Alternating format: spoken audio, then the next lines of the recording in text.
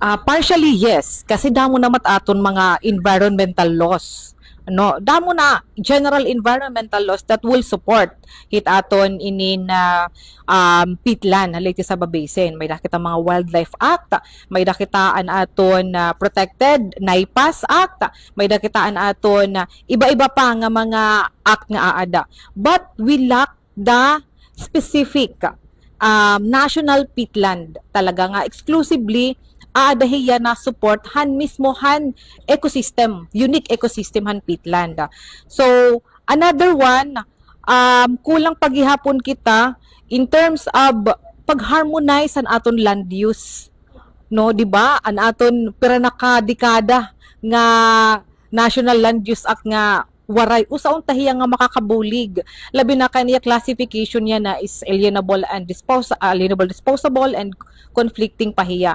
So amo pat mga kulang pa naton, but in terms of the management pa talaga in terms of aton biodiversity damo nat aton mga balaod kulang la yan. That's one of the issue, major challenge naton ha pitkan diyan na ano policy in terms of an aton mining.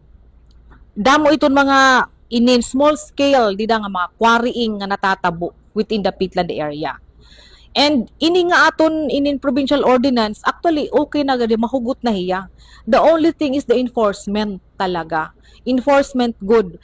Yan na nga ni ano siguro ang sharing han amon mga communities nga inin na may da naman kita mga balaod at local level.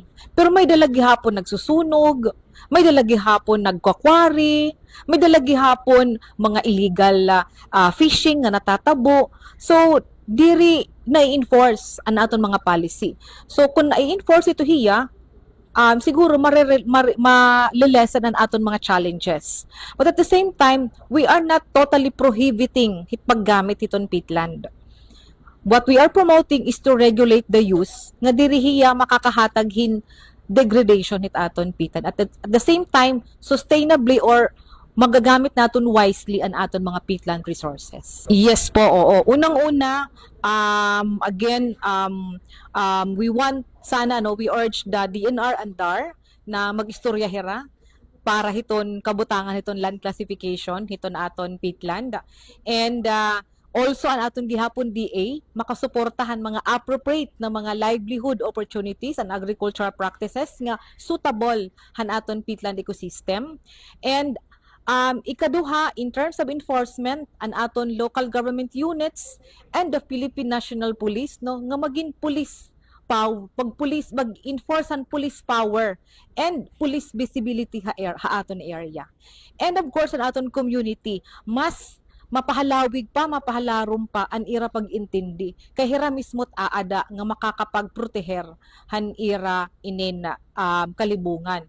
Pero yan na an araba an aton mga communities, especially an fire nga natabo siring nira kailangan na namon hin police visibility. Diri pwede nga hikamila aadi kami nabulig na kami pero kailangan namon hin other groups, other national government agency nga masuporta ha amon.